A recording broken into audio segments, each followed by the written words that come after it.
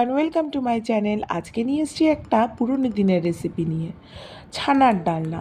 আজকে তো মা রান্না করছে, দারুণ রান্না করে আমার মায়ের রেসিপিটা। দেখো, প্রথমে মেখে রাখা ছানাগুলিকে ভালো করে ঘিতে ভেজে নিতে হবে।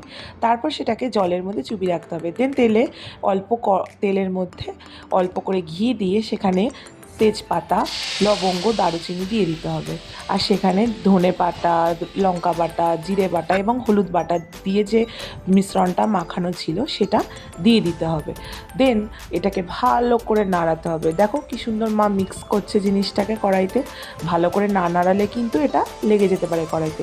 দেন ভেজে রাখা আলুগুলোতে ওর মধ্যে দিয়ে দিতে হবে, আর আস্তে আস্তে ভালো করে নাড়িয়ে নিতে হবে সেটাকে। দেন ওখানে জল দিয়ে দিতে হবে, ভালো করে জল দিয়ে আস্তে আস্তে আস্তে আস্তে এটা হতে থাকবে অল্প ফ্লেমে। তারপর সেই ভিজিয়ে রাখা ছানাগুলোকে সোক করে রাখতে হবে আলাদা একটা পাত্রে।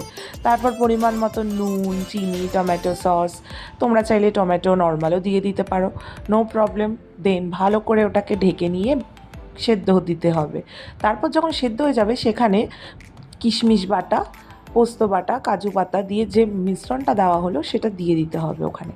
তারপর আস্তে আস্তে সোক করা ছানাগুলো দিয়ে দিচ্ছে মা, দেখো তোমরা সবাই। তারপর ঘি তো মাস্ট, ঘি দিতেই হবে। আর এখানে আছে আমাদের সানরাইজ শাহি গরম মশলা, সেটা উপর দিয়ে ছড়িয়ে নিতে হবে।